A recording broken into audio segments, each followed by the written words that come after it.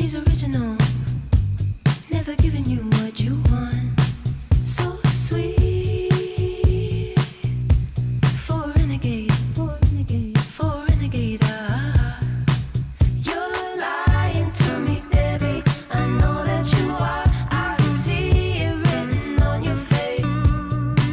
I know I can do much better, but I'm here in your car, 'cause no one makes me feel the same way. And I blame it on you. I blame it on you. I blame it on you. I blame it on you. I blame it on you. I blame it on you. Her wheels beating up the dust, speeding out of LA. Smoke screen and the radio. Where'd you get it from? She won't say. You're lying to me, Debbie. I know that you are. I can see it written on your face. I know I can do much better, but I'm here in your car, 'cause no one makes me feel the same way. And I blame it on you. I blame it on you. I blame it on you. I blame it on you. I blame it on you. I blame it on you.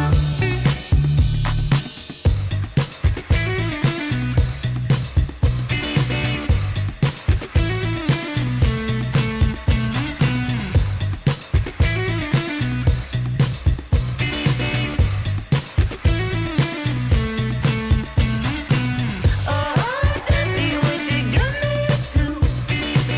This always happens when I listen to you. You know I was only doing what you told me to do.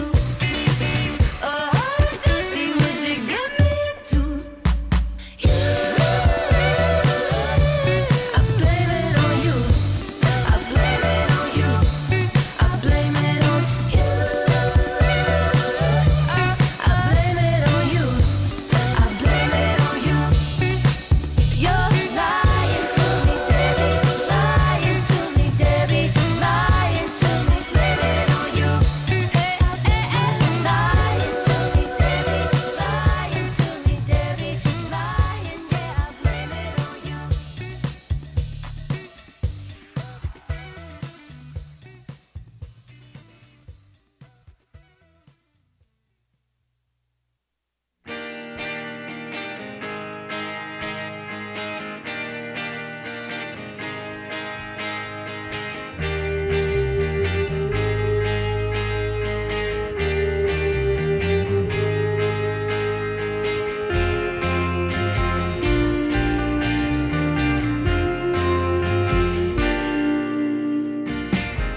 Ce n'est pas un jeu quand je dis de partir loin.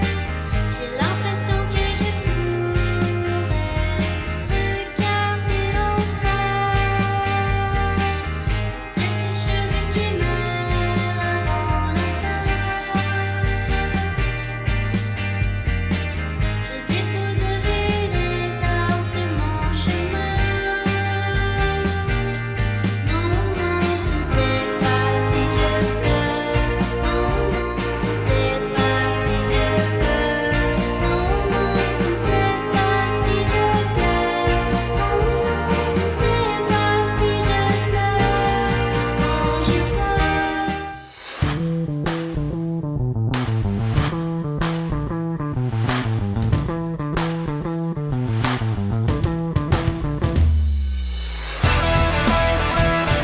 You're listening to the Jams and Coffee Morning Show with your host, Brad Brock.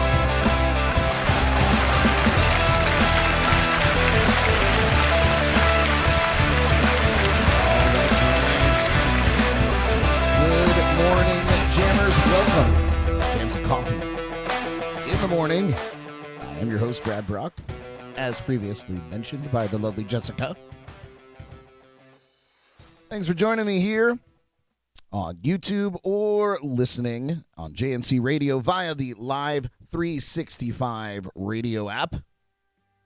Or if you're tuning in over on Facebook, thanks for doing that too. Come over to the dark side. Come over to YouTube and party with us in the chats and comments. It's a better party over there on YouTube. I'm going to keep pushing it until you do it. Come over and subscribe and join the fun over here. You can also give me a shout here in the JNC Lounge on the actual telephone. My goodness, we're still in the 20th century here. We do have the JNC hotline at 772-888-1596. And it is open and ready to accept your calls if you want to just give me a hard time or chime in on any of the interesting stories we have for you this morning. And boy, did I have an interesting couple of days. Got to do some on location and on assignment hanging out, that is, and doing some fun stuff and meeting some very cool people. And I'm going to tell you more about that as the show goes on through the morning. But I guess we'll kick it off with the weather, which was looking a little weird outside this morning when I woke up. But it looks like it's shaping up, but it does look humid out there. Now, this morning, you're going to discover temperatures here in South Florida in the upper 70s to low 80s with a few showers dotting the coastline. This afternoon, the highs in the low 90s. And, of course, the heat indices in the triple digits again. Super hot, guys. Super hot. Scattered storms moving west throughout the afternoon. Tonight, the lows are in the upper 70s to the low 80s with a few passing showers. And the truth is, between today and Friday, we're going to see similar weather conditions. Rain near the coast in the morning with storms developing along the sea breeze for the afternoon and moving west throughout the day. The highs will be in the low 90s for the rest of the week. Oh, boy. Oh, boy. But yes, thank you so much for joining me, you guys. Always fun to have my friends hanging with me in the chats and comments to keep me company while I ramble on through my ramblings. Yes, so you may have noticed, perhaps, that there was no show yesterday. And I'm going to be perfectly honest with you. I really thought about actually doing the show from my cell phone, or at least, part of it, at least coming live. But because I was ill-prepared and had never gone live on YouTube on my phone before, it really looked a little more daunting than I was willing to get involved in while I was waiting at the boat dock in Sebastian, Florida, to get on the Treasure Ship Showdown.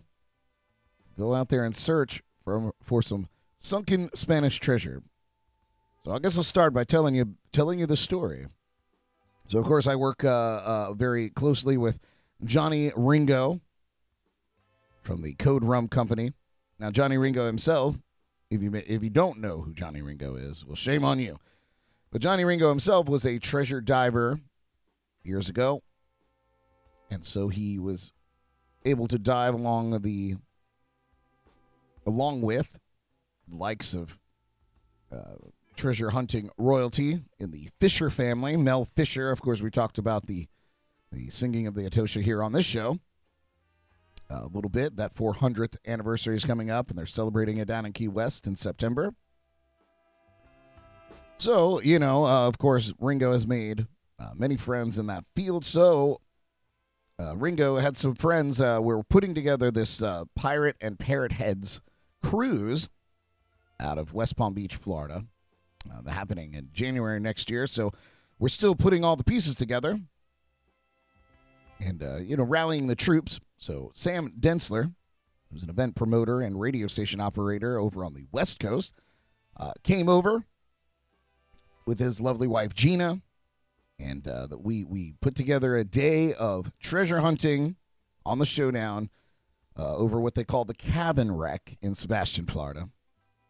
Part of the 1715 fleet of Spanish ships that sank during a storm, littering the area with unknown treasures.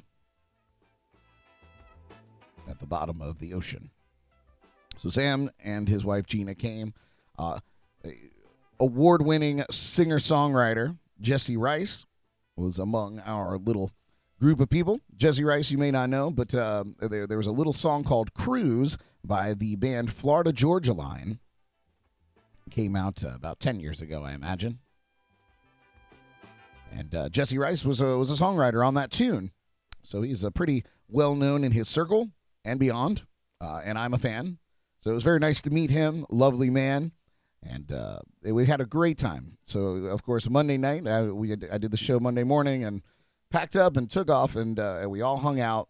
Got to see my good friend Vern Dazel performing at Captain Hiram's Resort up there in Sebastian. And so we got to hang out. We had a nice low country boil for dinner that night, and we shared stories and got to know each other. It was all very wonderful.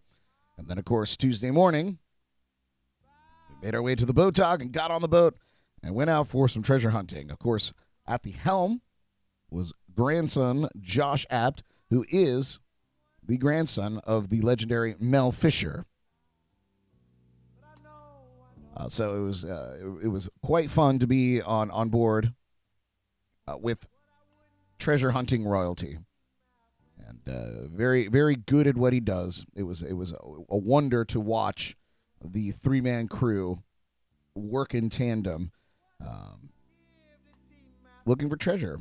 From laying the anchors to using the mailbox blower system, which was developed by Mel Fisher many, many years ago, and it uses the prop wash from the engines of the boat to shoot sand or shoot water down into the sand below, thus kind of blowing holes, if you will, in hopes of revealing covered treasures from hundreds of years ago, laying at the bottom of the ocean. There was some very exciting moments because Mark, who was the diver for the day, was down there with his metal detector, of course, and was getting hits and all very exciting stuff. And, of course, they have to reposition the boat to blow some more, and you go back down there and look. He did find an anchor. Wasn't from the 1715 fleet, perhaps a more modern, still old, still in the hundreds of years old range, but more modern. It had been previously noted, but yesterday they were able to get a more accurate GPS reading on it, so they were able to update their maps, which was historic and awesome. But there was still something beneath the sand that was causing the metal detector to go off. And they searched and they searched. And hours later, after 2 or 3 blowing operations, what was uncovered had been covered for a long time. But not as long as you may think. For in fact, it was an anchor, but of the much more modern kind. Somebody clearly had cut their line or lost their line, and this anchor was ravaged by time, covered in barnacles, but was so modern you could probably find an identical one of these at any marine store. So a lot of work to find somebody's trash. But that's the way it goes out there on these treasure hunts. Some days you find anchors and garbage, and other days you pull up chests of silver coins or emeralds or other historic items of intrinsic value, like pottery shards and hull pins, things like that. Things that fascinate me more so than finding the riches and the golds and the silvers. Showing the history of what happened to these ships as they sank off the coast. The Treasure Coast, which is where I call home. It was a fascinating adventure. Jesse Rice seemed to have a really, really wonderful time. He, of course, is a very popular in the trop rock circle, releasing 4 albums called The Pirate Sessions, loaded with really wonderful songs of pirate times and rum drinking in the islands, and I am a big fan, and I really enjoy his work. So it was really an honor to get to meet him and hang out and talk about pirates, talk about treasure, and then actually get him above one of these historic shipwrecks to really kind of take it all in. It's a humbling experience. I know we've talked a little bit about being near historic things and how it moves you and humbles you all those years ago. So it was quite a great experience. Great to meet, of course, Sam and Gina, who are wonderful people as well. And it's always great to hang out with Ringo. So that was my day yesterday. I've got tons of photographs and more information to come on this wonderful cruise that we're setting up for next year. So pack your bags. Mark the date. It's going to be a good time. You should come. Philip and Pam, you guys should come. It'll be great. Jordan and I will be on the cruise as well.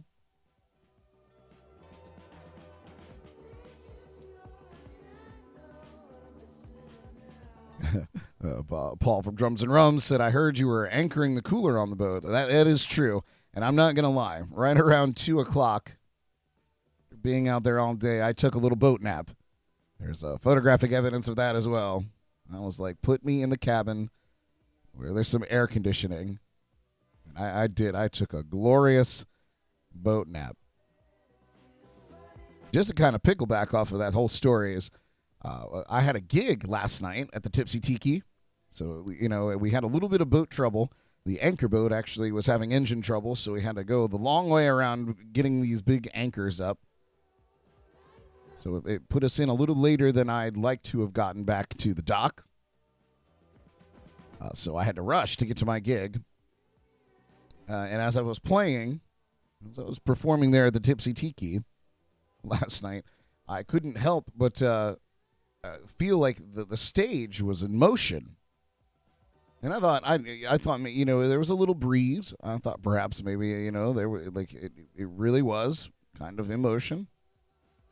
But even standing on the solidest of ground, I did not have my land legs and felt as though the waves were coming, like, rocking me around. And this happened well on in through the night, and even when I got home last night, I told Jordan, I was like, it feels like I'm still riding some waves. So very interesting. It's not a typical, but we were out there quite a long time yesterday. And it did get quite rough towards the end. But yes, I was holding down the cooler there on the ship, Paul. We got some national days today. Some good ones.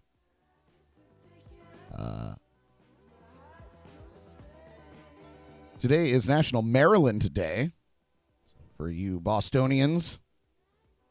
This one's for you. Actually, that's Massachusetts, isn't it? What's Maryland?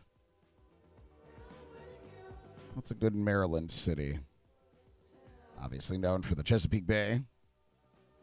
I used to play a place in Bethesda, Maryland.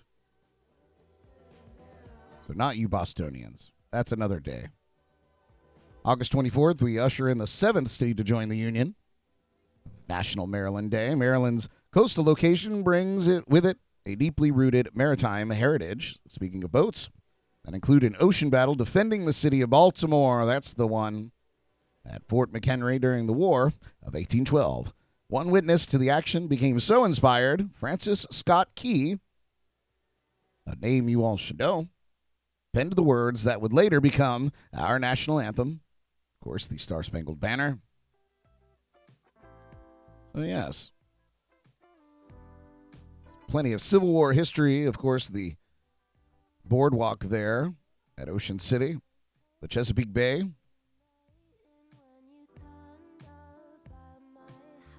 And plenty of industry happening there in Maryland. Great place to visit. Baltimore's a weird city, so just be careful. And just be aware of your surroundings. Otherwise, it's wonderful. Wonderful, wonderful. What else do we have today?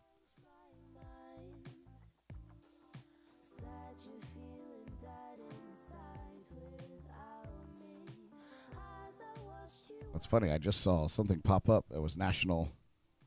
Yes.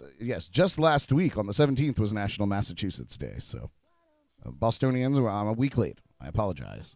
You probably went over it last week. It's also National Waffle Day. Finally.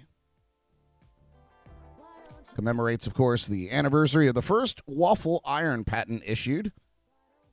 Celebrate by savoring your favorite kind of waffle. Back in 1869, Cornelius Swartout of Troy, New York, received his patent for the waffle iron. While waffles existed long before then, the invention made waffles more readily available. So thank you, Mr. Swartout, for waffles. Easy waffles, of course. What else? What else do we got going on today? National Peach Pie Day. Peach Pie Day is observed annually on the 24th of August. We celebrate this mouth-watering dessert during the heat. I apologize. The heart. Freudian slip, perhaps. The heart of peach harvest season. So don't forget the a la mode. Eat a little ice cream. And finally, it's International Strange Music Day. Encourages people to listen to a type of music they don't usually listen to. It's also a day to discover strange and bizarre kinds of music. Experiencing various types of music benefits us in many ways. Listening to different kinds of music helps to broaden horizons. Also, it promotes seeing things from a different perspective. Some people call this listening without prejudice. Studies actually prove that different genres of music affect the mind and body in different ways. For instance, smooth jazz is known to relax the body. Pop music helps to improve endurance. Metal music provides a stronger sense of identity. And of all the types of music, classical has the most positive effects. Classical music fights depression, sparks creativity, relieves pain, and supercharges brain power. However, one study showed hip-hop improved the flavor of cheese. So if you are enjoying a delicious pizza pie today, put on a little Snoop Dogg or Eminem. It may just enhance the flavor of your cheesy pizza. So yes, Strange Music Day. Besides different genres of music, there are other kinds of music. There's music made by whistling, perhaps blowing into a kazoo, or banging pots and pans together. Some music is just downright bizarre, like clucking chickens and deep-sea creature sounds.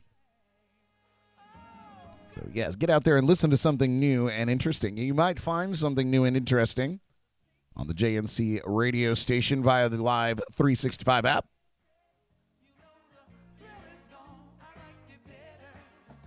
Never know what you might be getting over there on the JNC radio station.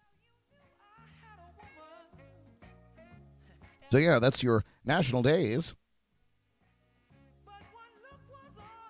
We're going to take a quick musical break. When we come back, I have a very important story. And I hope that Jordan is listening. Because we're asking the question, does turning the air conditioning off when you're not home actually save energy? And 3 engineers run the numbers, and we're going to talk about it next here on Jams and Coffee in the Morning. Thank you for listening. We'll be right back.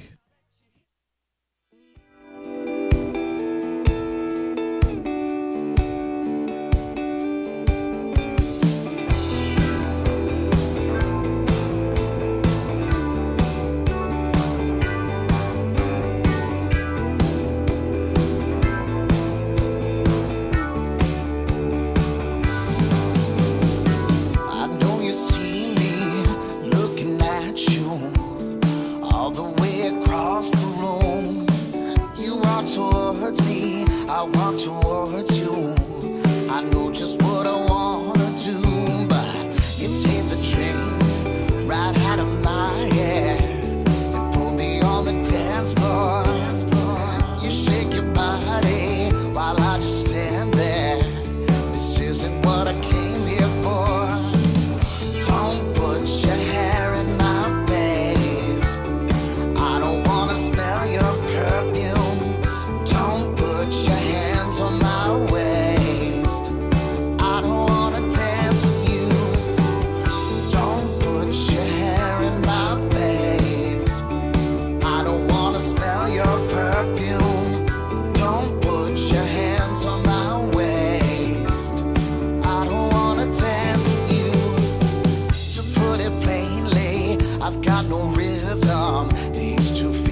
like bricks in my shoes. I see the way, girl, you move your body. There's some other things that we could do. We could order up the valley, head back to my place. I could put some music on. If you don't want to, well, that's okay, girl. But I'm getting on the dance floor. Don't put your hair in my face. I don't wanna smell your perfume. Don't put your hands on my waist. I don't wanna dance with you. Don't put your hair in my face. I don't wanna smell your perfume. Don't put your hands on my waist. I don't wanna dance with you.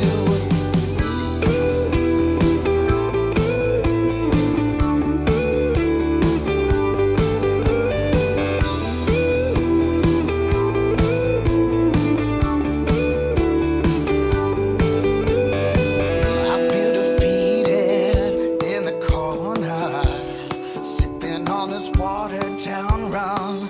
I feel her grab me and pull me toward her. She says, come on, let's go and have some fun. Don't put your hair in my face.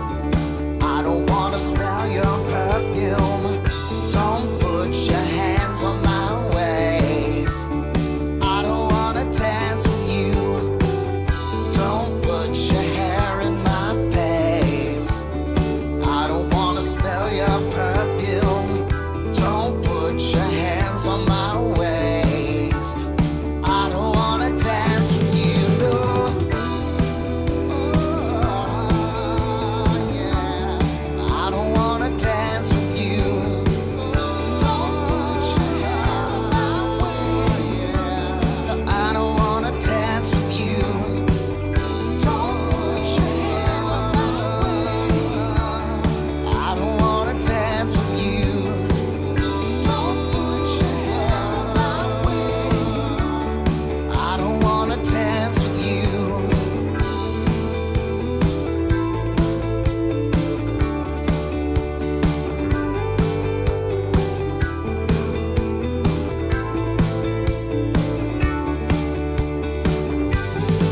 You're listening to the Jams and Coffee Morning Show with your host, Brad Brock. Yes, thank you, Jessica, for that lovely introduction back in to Jams and Coffee in the morning. Yes, thanks for joining me here on YouTube or JNC Radio via the Live365 app. Always keeping an eye on the chats and comments here. And, of course, the JNC hotline's open at 772-888-5096. I need to get better at announcing that number throughout the show. Appreciate you all tuning in with me this morning. I have a very important story. And this one is really, really meant for Jordan and any significant other that has a significant other who is hell-bent on turning the air conditioner up. If you live in these kinds of climates here, like we do in Florida, when you leave the house, I think that it's outrageous. It does nothing to lower your energy expenses. All it does is make your air conditioning unit work harder to cool down the house when you return home and want to get it back to your comfy temperature. Which mine, I think, is a very modest 75 degrees. I think anything hotter than that when it's the dog days of summer in Florida is like living in a terrarium. And we are not lizard people here.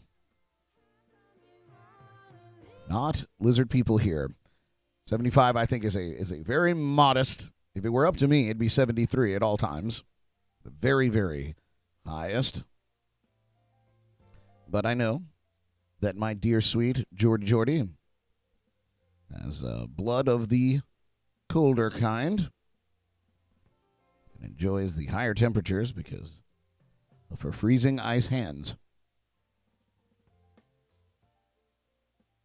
Philip says, I'm going to say that it doesn't cost less to turn off the AC. Say it costs more to recool the house after it's been off. I agree. But let's find out what the science says. On hot summer days can mean high electricity bills, and people want to stay comfortable without wasting energy and money, of course. Perhaps your household has fought over the best strategy for cooling your space. Which is more efficient, running the air conditioning all summer long without a break, or turning it off during the day when you're not there to enjoy it? Well, here's a team of architectural and building systems engineers who used energy models that simulate heat transfer and AC systems performance, of course, to tackle this perennial question. Will you need to remove more heat from your home by continuously removing heat throughout the day, or removing excess heat only at the end of the day?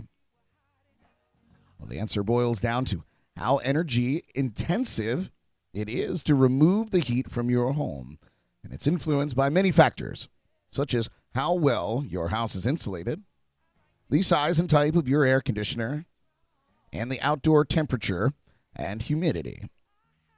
According to one of their unpublished calculations, letting your home heat up while you're out at work and cooling it when you get home can use less energy than keeping it constantly cool, but it depends. First, think about how heat accumulates in the first place. It flows into your home when the building has less stored heat than outside. The amount of heat flowing into your home is given by a rate of 1 unit per hour. Your AC will always have 1 unit of heat to remove every hour. If you turn off your AC and let the heat accumulate, you could have up to 8 hours worth of heat at the end of the day. It's often less than that, though. Homes have a limit to how much heat they can store, and the amount of heat that enters your home depends on how hot the building was to begin with. For example, if your home can only store 5 units of thermal energy before coming to an equilibrium with the outdoor air temperature, then at the end of the day, you will only ever have to remove 5 units of heat at the most.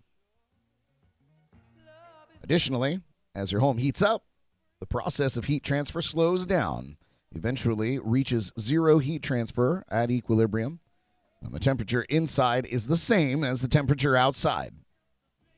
Your AC also cools less effectively in extreme heat, so keeping it off during the hottest parts of the day can increase overall efficiency of the system. These effects mean there's no one straightforward answer to whether you should blast the AC all day or wait until you get back home in the evening. Well, let's talk about the energy used by different AC strategies. Consider a test case of a small home. The typical insulation in 2 warm climates, dry Arizona type humid, or dry Arizona type climate, and a humid Georgia or Florida type climate. Using energy modeling software created by the U.S. National Renewable Energy Laboratory for analyzing energy use in residential buildings, the team looked at multiple test cases for energy use in this hypothetical 1,200 square foot home. They considered 3 temperature strategy scenarios. One has the indoor temperature set to a constant 76 degrees Fahrenheit. A second lets the temperature float up to 89 degrees Fahrenheit. Kill me. What sadist living in 89 degree weather during an 8-hour workday. We'll call that a setback. The last uses a temperature set back to 89 degrees Fahrenheit for a short 4-hour workday. You remember those? You remember those lovely little half days? I don't. Now, within these 3 scenarios, the team looked at 3 different AC technologies: a single-stage central air conditioning system, a central air source heat pump, and a mini-split heat pump units, and mini-split heat pump units. Central AC units are typical of current residential buildings, While heat pumps are gaining popularity due to their improved efficiency, central ASHPs are easily used in one-to-one replacements for central AC units.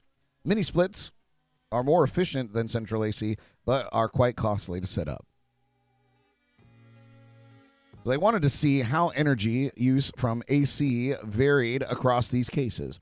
They knew that regardless of the HVAC technology used, the AC system would surge when the thermostat set point returned to 76 degrees. And also for all three cases in the late afternoon, when outdoor temperatures are slightly or usually the highest.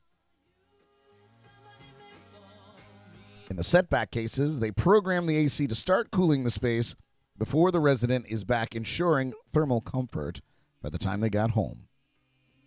What they found was that even when the AC temporarily spikes to recover from the higher indoor temperatures, the overall energy consumption in the setback cases is still less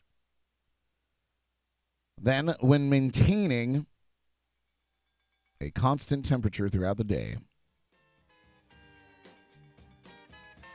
So on an annual scale, with a conventional central AC, this could result in energy savings of up to 11%. Keep it running. However, the energy savings may decrease if your home is better insulated, and the AC is more efficient, or the climate has a less dramatic temperature swing throughout the day. Not the case here in Florida. We'll go from the 70s to 110 degrees in mere moments, depending on the intensity of the sun, where it sits in the sky. The central air source heat pump and mini split heat pumps are more efficient overall, but yield less savings from temperature setbacks. An 8-hour setback on weekdays provides savings regardless of the system type, while the benefits gleaned from a 4-hour setback are less straightforward. So there you go. That's one ridiculous study. It claims that running the air conditioner at a set temperature is actually more efficient. And Jordan just sent me a text message. She said, "You're so nice, LOL. Thanks for the lesson, Bradford." You're welcome, Jordan. Glad that perhaps you've learned something. I came home one day and the air conditioner was set at 78 degrees. It took 2 hours or more to get that thing back down to 75. I was like, don't do that. And what was worse was we were expecting friends. So it was at 78 degrees. It wasn't just me sitting in the house sweating.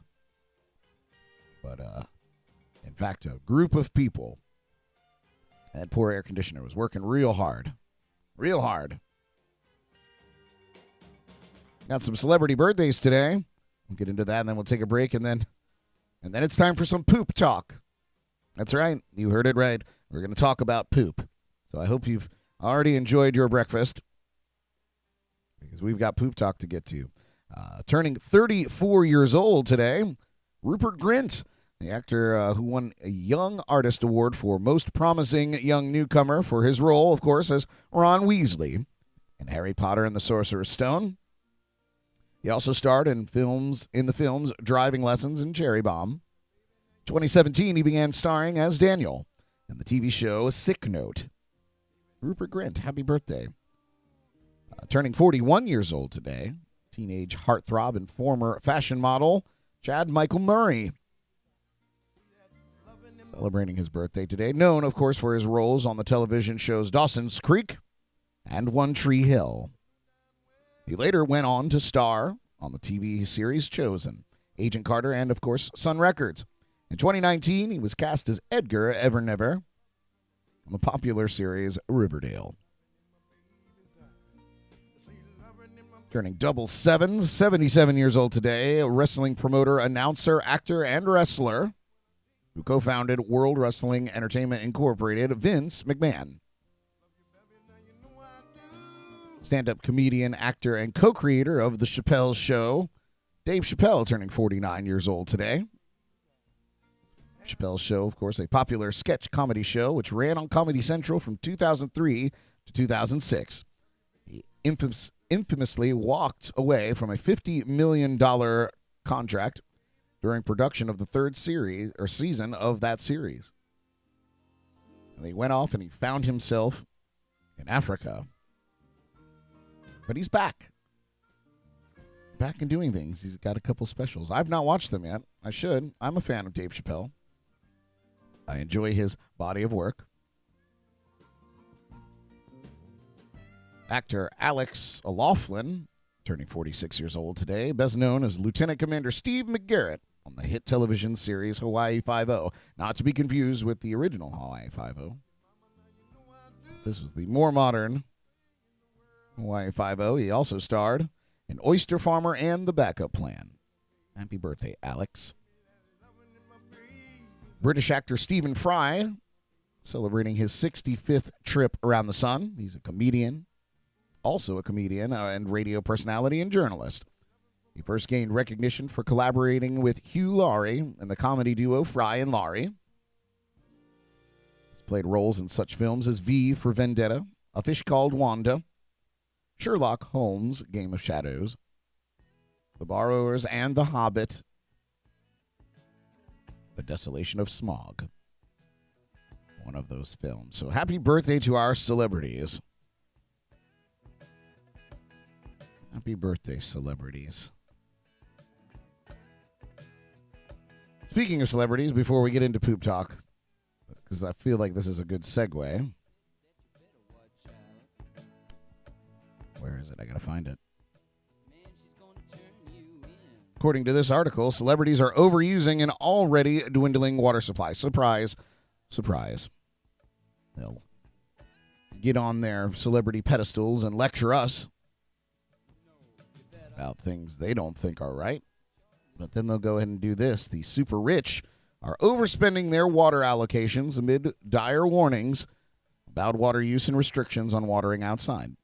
Some of the biggest names in Hollywood are some of the worst offenders, according to the LA Times. As water reserves dry up across the West, Southern Californians are allowed to water outside only twice a week. Also, massive properties in the wealthy enclaves of Hidden Hills and Calabasas, near Los Angeles, have water allowances. The documents the LA Times obtained show names like Dwayne Wade, Sylvester Stallone, Kevin Hart, and Kim Kardashian smashing through those limits, ending up with water or warnings from the utility. Well, what does that mean? You could just pay them. It comes as states across the West try to curb water use. Well, Arizona takes the biggest hit with a federal government-imposed 21% cut to its water allowance. It's a concern for the state's leaders who are worried about its agricultural output. Arizona Democratic Senator Mark Kelly said if Yuma County doesn't have the water it needs to grow produce, then that means those products are going to be more expensive across the country. But back in California, basketball star Dwayne Wade and his wife Gabrielle Union told The Times they have been working to fix leaks in their pool and transition to drought-resistant landscaping. They exceeded their limit by 90,000 gallons, which is more than 1,400% of their allowance.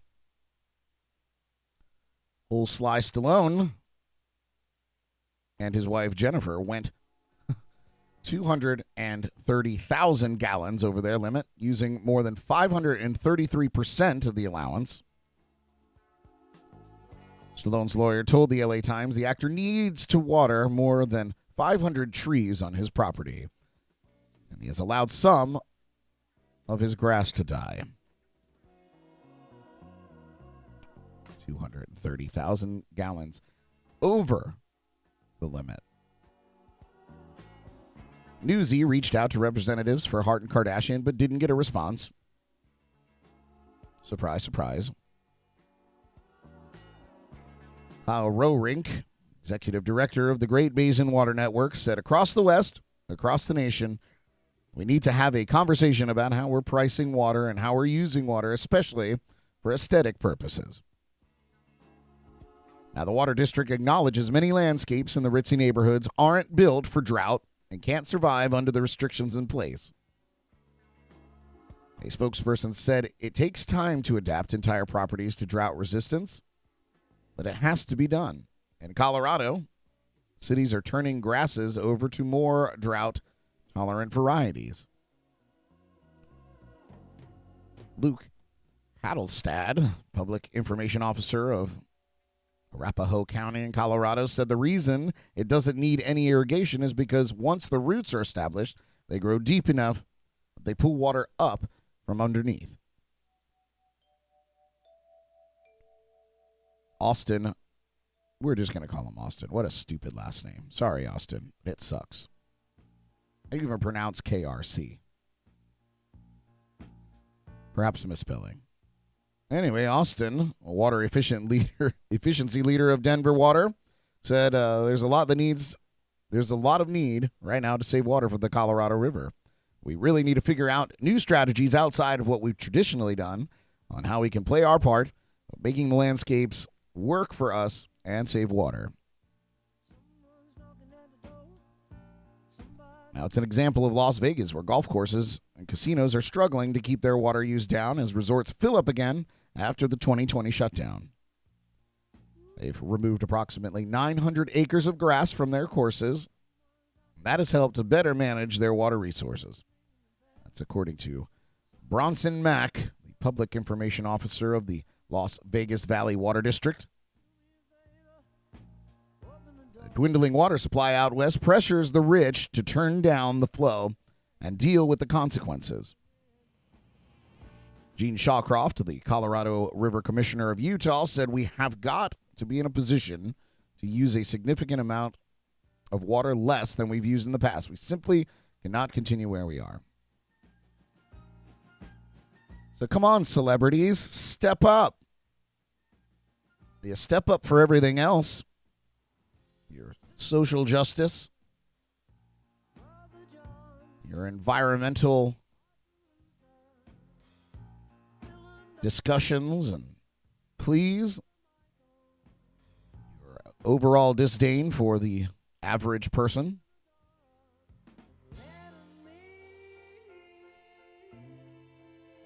I don't even use 100th of their overages in my monthly use of water. That's unbelievable. Don't tell me about driving my gas car when you're watering the 900 trees on your property. Ridiculous. Sly Stallone. Yo, Adrian. Turn off the water. But I digress. When we come back from this musical break, it's time for poop talk. We're going to talk about poop. You're listening to Jams and Coffee in the Morning on YouTube and JNC Radio on Live365. The hotline's open, 772-888-1596. If you want to chime in about poop, it's coming up next. We'll be right back.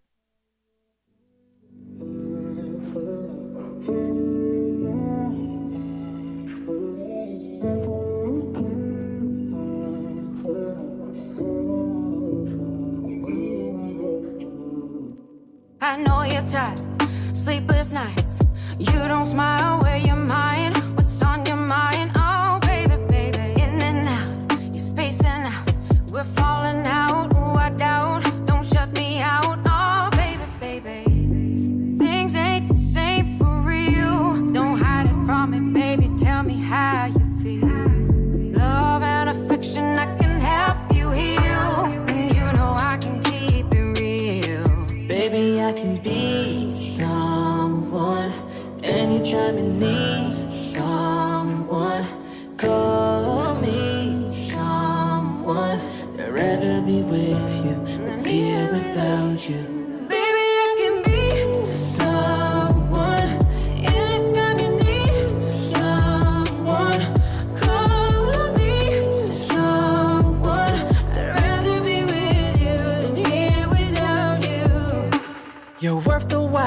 I run a mile to help you fight, make it right. Hold you tight, oh baby, baby, no more tears. It's a drought. Let's work it out, pull you out, won't let you drown. Oh baby, baby, things ain't the same for real. Please don't keep it bottled, tell me how you feel. Love and affection, I can help you heal. And you know I'ma keep it real. Baby, I can be someone anytime you need someone. Call me someone. I'd rather be with you than be here without you. Baby, I can be someone anytime you need someone. Call me someone. I'd rather be with you than here without you. Baby, I can be someone anytime you need someone. Call me someone. Rather be with you than here without you. Baby, I can be someone anytime you need someone. Call me someone. I'd rather be with you than here without you. Baby, I can be someone anytime you need someone. Call me someone. I'd rather be with you than here without you. I can be someone. All right, welcome back to Jams and Coffee in the Morning. That was Anthony Ryan with Someone, featuring the lovely and incredibly talented Abby Owens on vocals there.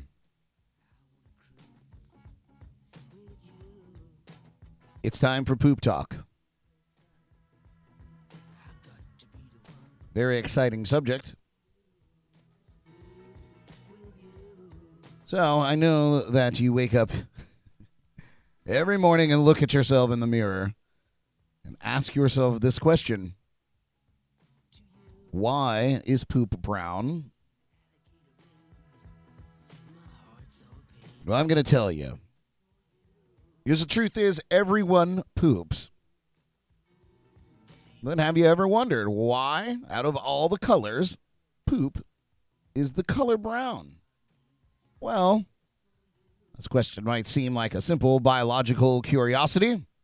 Doctors will likely tell you that the color of your poop is no laughing matter. That's because poop isn't always brown, and when it's not, it can tell you a lot about what's happening inside your body.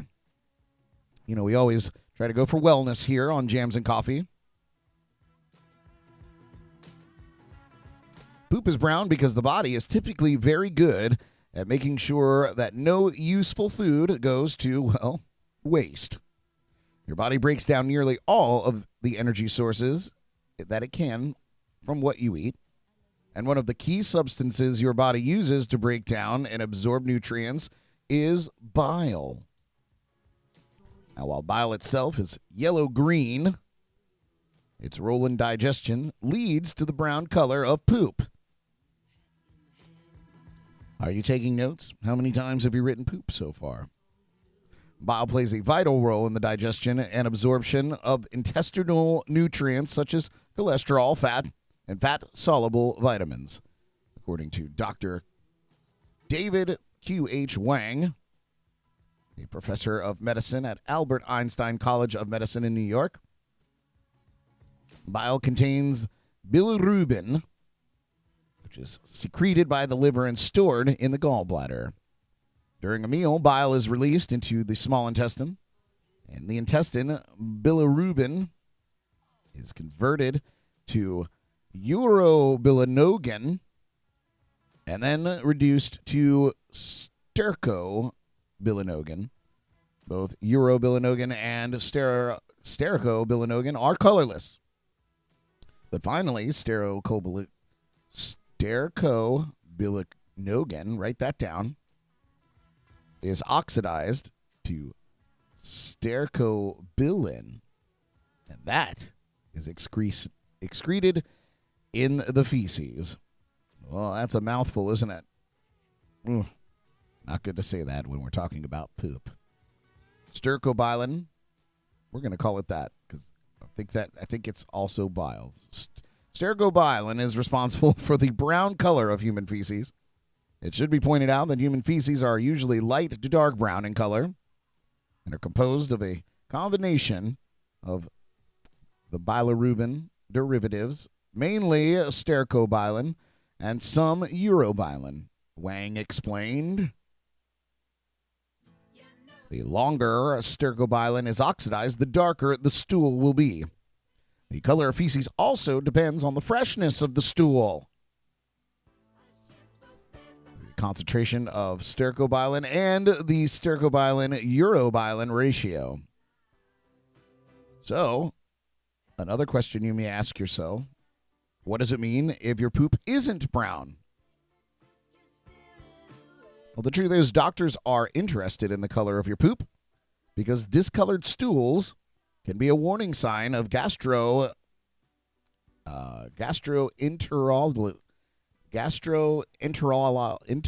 what a word. Somebody help me. Gastroenterological problems. We'll fix it in post.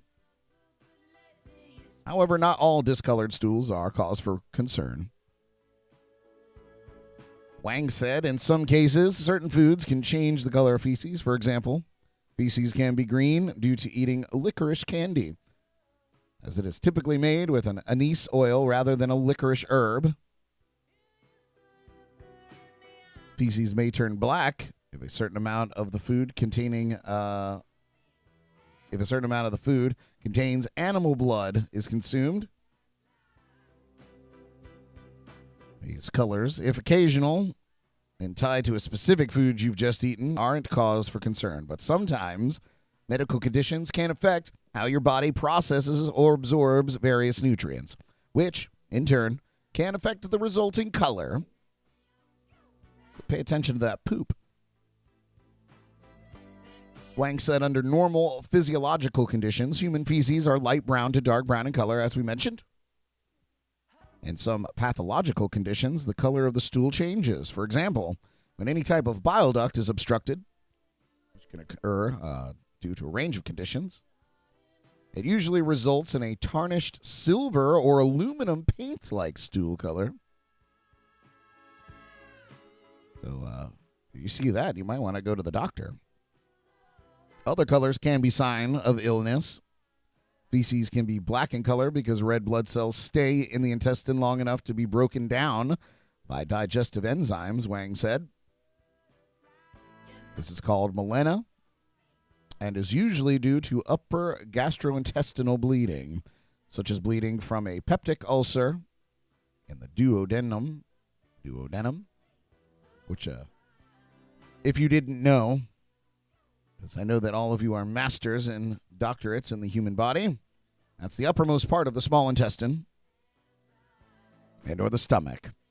In these instances, the color of your poop matters to doctors because it may indicate that something is wrong in your body.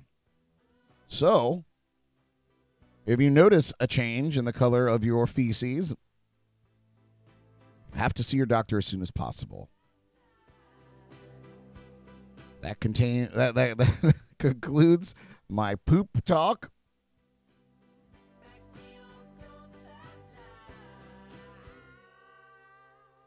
What did you say, Philip? Come on, ice cream is a common phrase after Mexican night, right?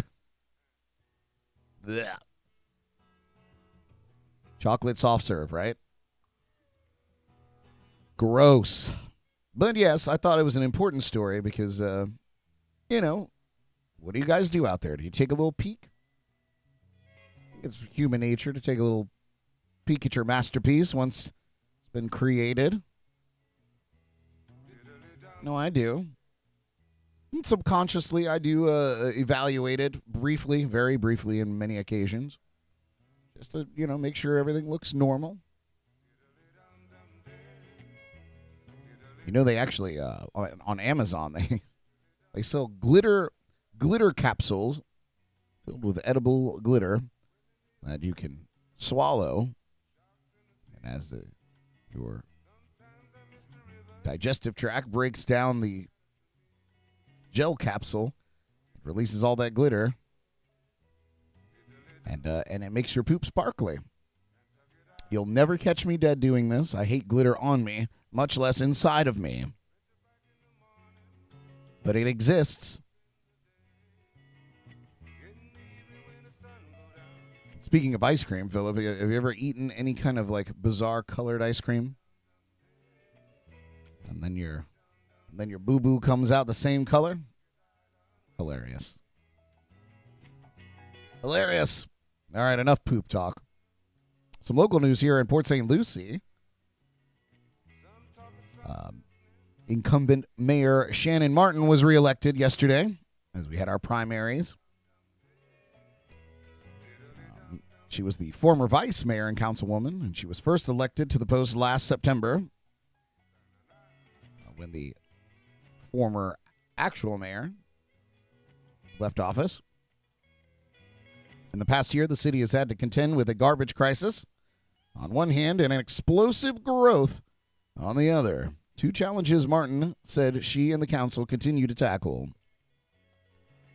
She said, "I love serving the city of Port St. Lucie and our residents. I'm just so honored and privileged to continue to have their support." She said the city will need to focus on strategic growth moving forward. She captured more than 63% of the vote and avoided a runoff. Councilwoman Stephanie Morgan was also reelected. We'll see, man. I don't have any qualms with Shannon Martin. I think that she's done a pretty good job being thrust into the position and then elected officially. We'll see how the garbage thing, the garbage thing has been a real problem here for quite some time. But the new company taking over, our trash bins were delivered just this past week. And the trucks will be more automated than they were with the previous trash company. So they come up with the claw and they pick up the trash can versus having to have somebody jump off the back. Much safer, I suppose. So we'll see how it goes. We only get one trash collection day a week, but the bin that they provided is of ample size for us as a two-person dwelling. So we'll see how it goes. But yes, the growth here in this city has been unprecedented. We were very lucky, Jordan and I, to find the home that we live in now. So I count those blessings daily. But yeah, congratulations to Mayor Shannon Martin for her re-election.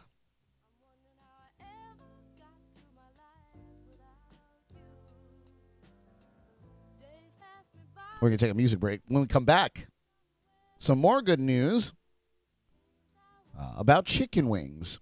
And Jordan, if you're still listening, fascinating stuff. Very exciting. May even need to make it a chicken wing night soon. So you're listening to JNC in the morning on YouTube and Facebook. If you're still over there, come over to YouTube if you're on Facebook listening to the show. It's better over here. Or on JNC Radio via the Live365 app. Hotline's open, 772-888-1596. We'll be right back. Here's one from Vern Dasel.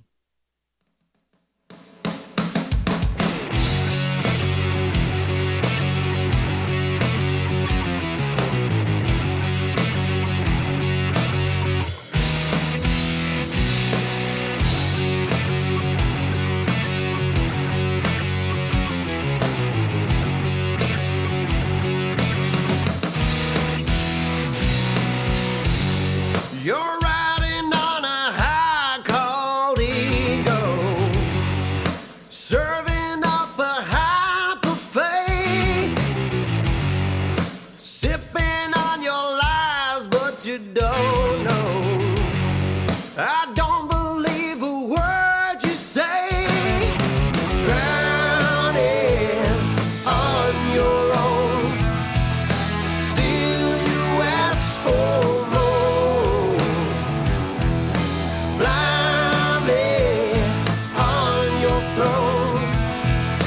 feasting on the empty prayer.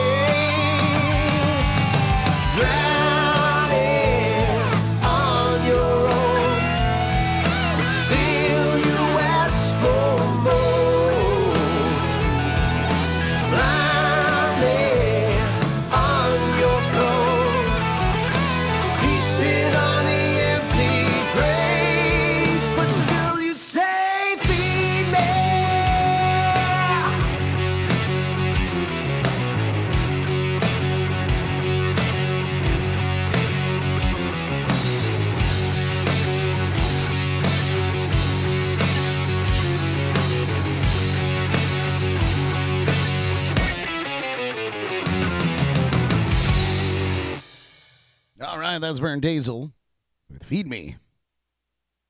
Welcome back to Jams and Coffee in the Morning. I'm Brad Brock. Thanks for joining me this morning. Hotline's open, 772-888-1596. And, of course, we're watching the chats and comments wherever you're listening or watching. Big news, you guys. Big news for you chicken wing fans. As many of you, including myself, may have noticed over the course of the last year, everything with inflation and whatnot has just been skyrocketing in price. And this was no exception for chicken wings. Many restaurateurs were having trouble keeping them in stock. Prices soaring for cases of chicken wings to some astronomical numbers. But as we head into football season, the price of chicken wings is now the lowest it's been before the coronavirus pandemic began. According to a United States Department of Agriculture report released on Friday, the cost of poultry-based product has steadily decreased. Last May, the cost was $3.25 per pound. In July, the cost of wings was about $1.68 per pound, which the FDA says is the lowest monthly average since May of 2020. According to NBC News, the cost of wings has been able to bounce back because the demand for bone-in chicken wings was at its peak during the pandemic. So restaurants, facing a shortage, switched to boneless wings. Well, it seems no one can stop eating the tasty snack. The USDA said in its report that the number of wings in cold storage increased for the second month and was at its highest since June of 2018. Now, chicken wings aren't the only popular food in high demand. According to the study from the National Chicken Council, oh, God, what do I need to do to get on that council? What do you do for a living, Brad? Oh, I just have a seat on the National Chicken Council. Everything's a goddamn joke. 37% of those surveyed said they plan to eat more chicken over the next year. The study showed that less than half of that said the same about beef or pork. So there we go. More affordable chicken wings. We'll see if the restaurants lower their prices down to pre-pandemic chicken wing prices, or perhaps go back to their, 50-cent wing happy hours and such. That'd be nice.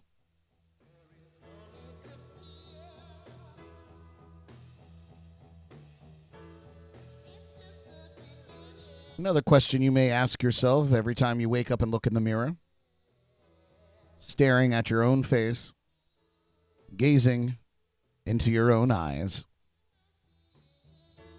You look into the mirror and you say, I'd like to go back to college.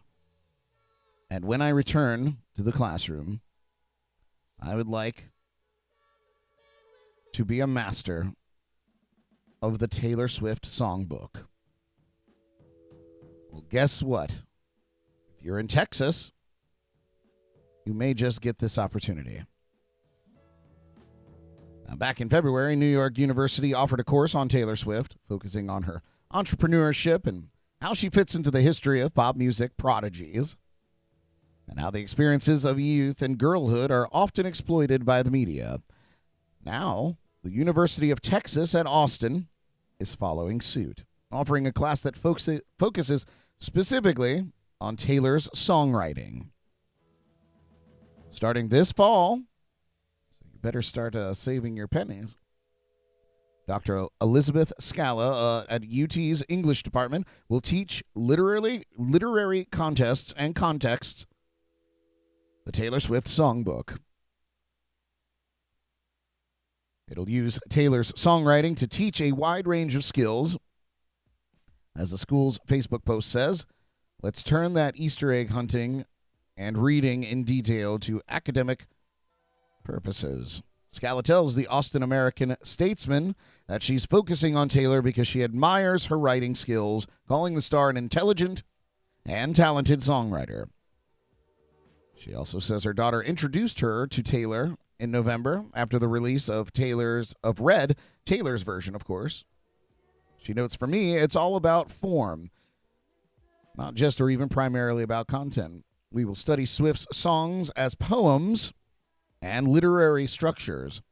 As previously reported, Taylor's ex-boyfriend Harry Styles will be the subject of a class at Texas State University next spring. So there you go. Hello, my name is Dr. Brock, PhD. Oh, what did you get your PhD in? Oh, Taylor Swift's songbook. I'm a master. I'm a doctor of her writings and style. Yes, I would like my application for Burger King, please. Come on, guys. What the fuck is going on here? University of Texas. These kids can't even write a check. I'm going to teach them about Taylor Swift's songbook, though. That's going to do some good. Let's forgive all the college debt for the Taylor Swift class at University of Texas at Austin. Let's do that.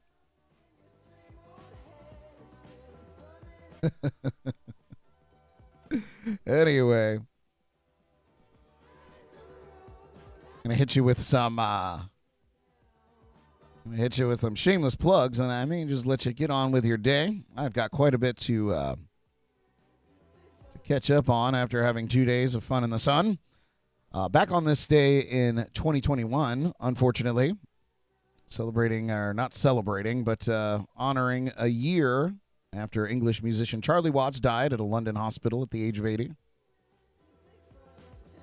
course, as the drummer for the Rolling Stones, originally trained as a graphic artist, he developed an interest in jazz at a young age and joined the band Blues Incorporated. He also started playing drums in London's rhythm and blues clubs, where he met future bandmates Mick Jagger and Keith Richards and Brian Jones. In 1963, he left Blues Incorporated and joined the Rolling Stones as the drummer and remained with the group for 58 years. I can't believe that was a year ago already. On this day back in 1981, Mark Chapman was given a 20-year jail sentence for the murder of John Lennon. Seems light. A 25-year-old had shot Lennon 5 times at close range on December 8th, 1980, in front of the Dakota apartment building in New York City. Over the next few months, Chapman would claim many times to have been beaten by fellow inmates, some of who allegedly tried to kill him. What's he doing now? Somebody give me an update on Mark Chapman.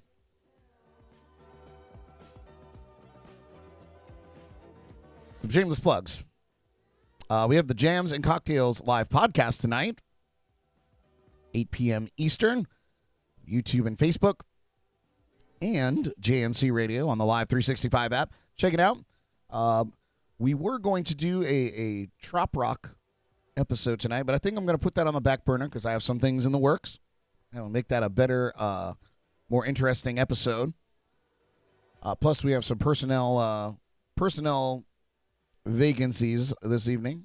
Derek let us know last week that he wouldn't be here this week, and we haven't heard from Ellie. So it may just be a me and Jordan night, which is always fun. So I'll come up with something. It'll be a good time. When it's better when we don't have a specific topic because we get to interact more with you and play more games, and it's always a good time. So check that out tonight. The Jams and Cocktails live podcast, live stream, and hang out with us.